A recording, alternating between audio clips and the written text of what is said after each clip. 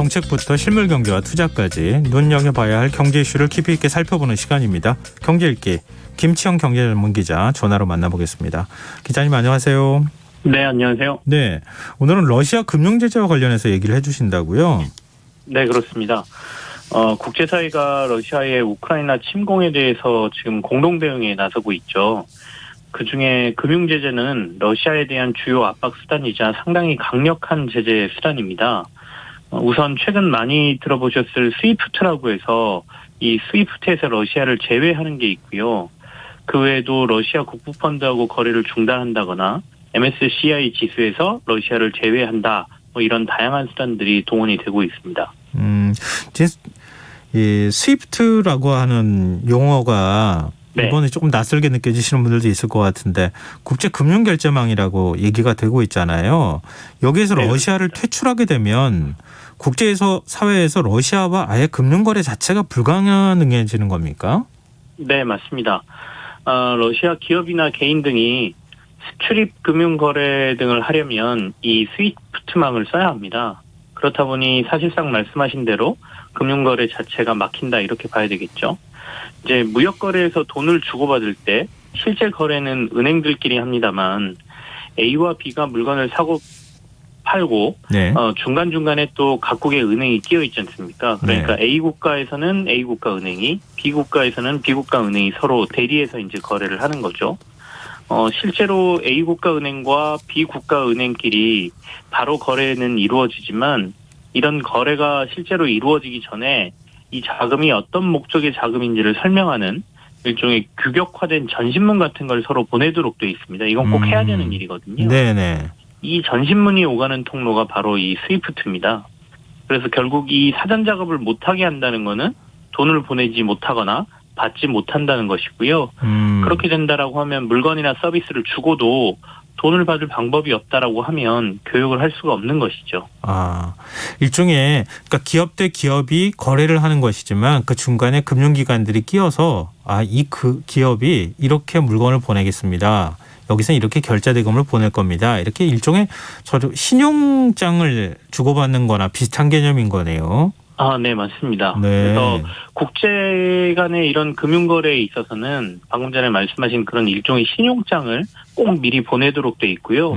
거기에 어떤 자금인지 이게 어떤 목적의 자금인지를 은행끼리 서로 확인하도록 돼 있습니다. 이 과정이 만약에 되지 않는다라고 하면 돈을 보낼 수가 없는 게 이제 스위프트망에 들어가 있다 이렇게 보시면 되겠죠. 네. 근데 스위프트 이외에도 추가적인 금융 제재들이 많은 상황이잖아요. 네, 그렇습니다. 오늘 지금 MSCI라는 지수에서 러시아를 제외시키기로 했다는 소식이 들려왔습니다. 네. 이게 이제 보면 보통은 이제 모건 스탠리 지수라고 부르거든요. 원래 명칭은 모건 스탠리 캐피털 인터내셔널 지수인데요. 예. 모건 스탠리 캐피털 인터내셔널사가 만들고 운영하고 있는 지수이기 때문에 이렇게 부릅니다. 종종 이제 우리나라 증시가 이 MSCI 선진국 지수에 들어가냐 마냐, 들어가야 된다 이런 것들이 뉴스를 통해서 나와서 조금은 접해보셨을 걸로 생각이 되는데요. 네. 이번에 러시아를 제외키로 한 건 MSCI 신흥국 지수고요. 현재 우리나라 증시도 이 MSCI 신흥국 지수에 포함이 되어 있습니다. MSCI라고 다 똑같은 게 아니라 신흥국 지수하고 선진국 지수하고 구분이 된다는 말씀이시네요. 저도 네, 좀 사실 헷갈렸었어요. 근데 네. MSCI 신흥국 지수에서 러시아를 제외한다. 어떤 의미를 갖게 되는 겁니까? 이제 단순히 교육에 쓰이는 자금뿐만 아니라 러시아로 투자되는 자금, 그러니까 러시아 기업들로 유입되는 투자금까지 다 막아버리겠다라는 의미로 해석해 볼 수 있겠는데요.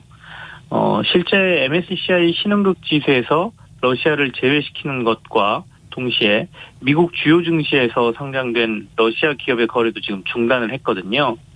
이 러시아 기업에 이제 만약에 투자를 하고 싶다라고 하면 러시아 증시에 상장된 기업의 주식을 직접 사거나 또는 러시아 외에 해외 증권 시장에 러시아 기업이 상장돼 있다라고 하면 그곳에 가서 이제 주식을 사면 됩니다.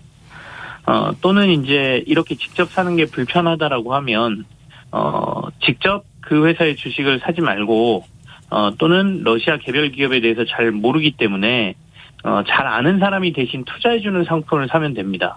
이게 이제 주로 펀드라고 하는 상품들이거든요. 네. 근데 이제 이런 펀드들은 대신 투자해주는 사람의 실력에 따라서 수익률이 좀 들쭉날쭉할 수도 있죠. 그렇다 보니까 어떤 사람들은 나는 사람을 믿지 못하겠어 하시는 분들도 있을 거예요. 그러면 이른바 인덱스라고 해서 각종 지수를 기계적으로 따라서 사고 파는 뭐 인덱스 펀드라는 게 또 있습니다. 그래서 인덱스 펀드에 투자하는 방법도 있기도 해요. 그래서 이 두 개를 모두 막아버리는 게 이번 조치라고 보시면 되겠는데요. 네. MSCI 지수는 전 세계 인덱스 펀드들이 가장 많이 사용하는 글로벌 대표 지수다 이렇게 보시면 되겠습니다. 인덱스를 우리말로 하면 주가 지수 뭐 이런 정도로 해석이 가능할 것 같은데 네. 인덱스 펀드를 하시는 분들은 알겠지만 인덱스 펀드 투자하시지 않은 분들은 조금 이해가 안 될 수 있을 것 같은데요. 조금 쉽고 자세하게 설명 좀 해주세요. 네. 가장 많이 아시는 게 이제 우리나라 지수들 코스피나 코스닥 이거는 많이 접해 보셨을 테고요. 또 미국에는 다우 지수, 뭐 나스닥 지수 이런 것들이 있습니다. 국내 증시에도 상장된 기업이 한 2,000개가 넘거든요. 네. 이런 상장사들의 주가 움직임을 회사 규모를 고려해서 주가를 가중평균에서 숫자로 만들어 놓은 게 시장의 대표 지수다 이렇게 이해를 하시면 되겠고요. 물론 이제 나라마다 만드는 방식이 조금씩 다르기 때문에 모두 이렇게 만들지는 않습니다만 어쨌든 대표 선수들을 하나씩 골라놨다 이렇게 보시면 될 것 같습니다. 또 이제 지수 중에는 다우 30 지수도 있고요. S&P 500이라는 지수도 있고 네. 국내에는 이제 코스피 200, 뭐 코스닥 150, 뭐 이런 지수들도 따로 있습니다. 이거는 그러면 어떻게 만든 거냐, 어떻게 이해하면 되냐라고 생각해 보면 국가대표팀을 좀 생각하시면 가장 이해가 쉽지 않을까라는 생각이 드는데요. 네. 제가 이제 야구를 좋아하니까 네. 야구로 예를 들어보면 국내 프로야구 팀이 10개가 있고 가장 잘하는 팀이 보통 우승을 하게 되죠. 근데 국가대표를 뽑으면 각 포지션별로 각 팀에서 제일 잘하는 선수들을 따로 뽑잖아요. 네. 그래서 새로 팀을 짜게 됩니다. 그러니까 이제 코스피 200이나 다우 30 같은 것은 바로 이런 국가대표팀이라고 보시면 되겠습니다. 증시의 국가대표팀이다 이렇게 보시면 되겠죠. 국가대표팀에 투자하면 아무래도 그냥 전체 평균 지수에 투자하는 것보다 성과가 좀 좋지 않을까라는 기대감이 있고요. 그렇기 때문에 이런 지수들을 만들어서 투자에 활용한다 이렇게 보시면 되겠습니다. 네. 이미 뭐 국가대표팀을 기준을 정해서 잘 뽑아놨으니 제가 일일이 찾아서 좋은 선수를 골라내지 않아도 되고 또 그런 것들을 바로 활용하는 편리성 때문에 이 지수가 많이 쓰이는데요.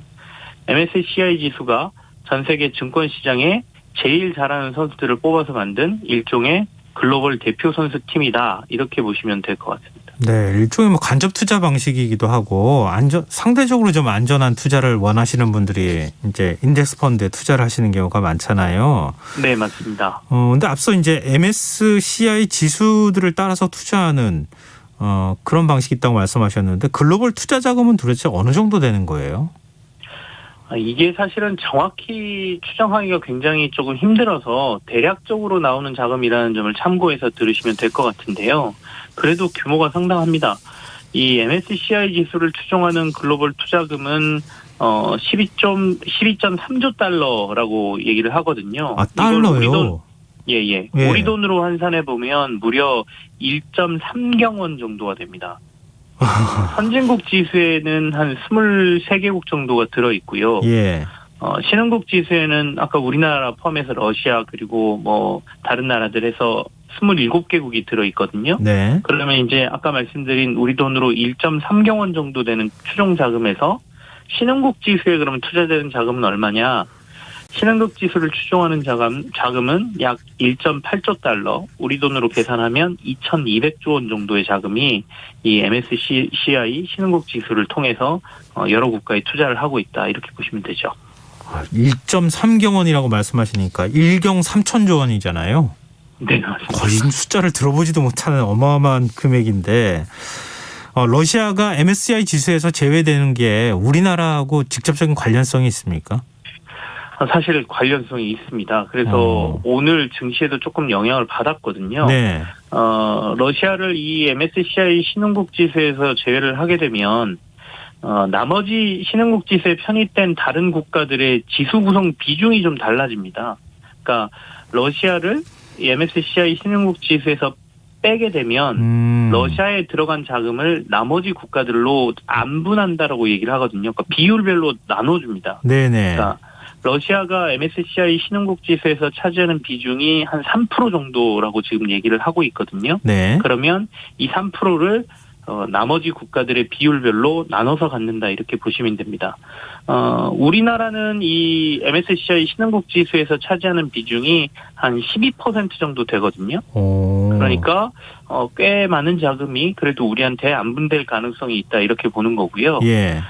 그래서 이제 9일 러시아를 최종적으로 MSCI가 신흥국 지수에서 제외키로 했는데 이런 비중을 감안해서 저희가 계산을 해보면 국내 증시로 약 4조 원 정도의 글로벌 자금이 추가로 들어올 수 있다라는 전망이 나오고 있고 그렇게 된다면 사실 글로벌 자금들은 9일날 딱 제외하는 순간 돈을 빼고 넣고 하는 게 아니라 그 전부터 조금씩 준비를 해야 됩니다. 네. 시장에 큰 영향을 안 주려면요. 예. 그래서 그 전까지 글로벌 자금이 조금 국내 시장으로 조금씩 흘러들고 9일 이후에는 전체적으로 조금 들어올 가능성이 있다. 이렇게 시장은 좀 보고 있는 것이죠. 그럼 이건 증시 호재인 거잖아요.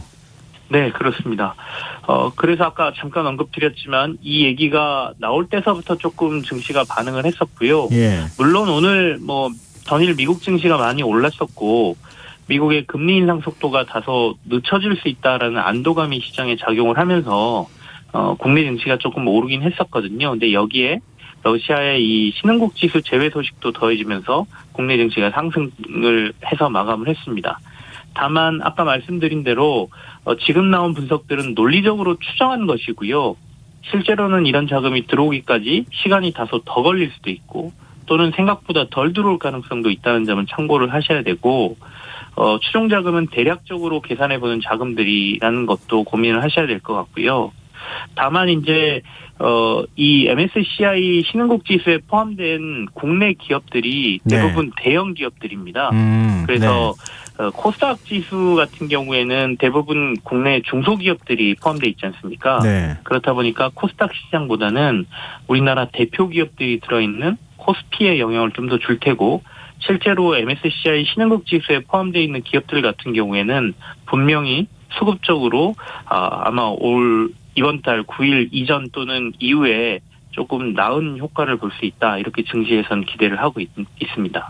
코스피 시장에서 MSCI 신흥국 지수에 포함된 회사가 어디인지 주식이 네네. 어디인지는 다 공개가 돼 있는 겁니까? 언론들을 조금 기사들을 찾아보시면 쉽게 확인하실 수가 있을 텐데요. 대부분 우리나라 코스피 200에 들어있는 종목들은 대형주들은 MSCI 지수에 들어가 있다. 이렇게 확인을 하시면 될 것 같습니다. 그래서 삼성전자라든지 네네. 저희가 알고 있는 대형 기업들은 대부분 MSCI 지수에 들어가 있습니다. 네, 혹시 궁금해하실 것 같아서 청취자분들이 호재라고 하니까.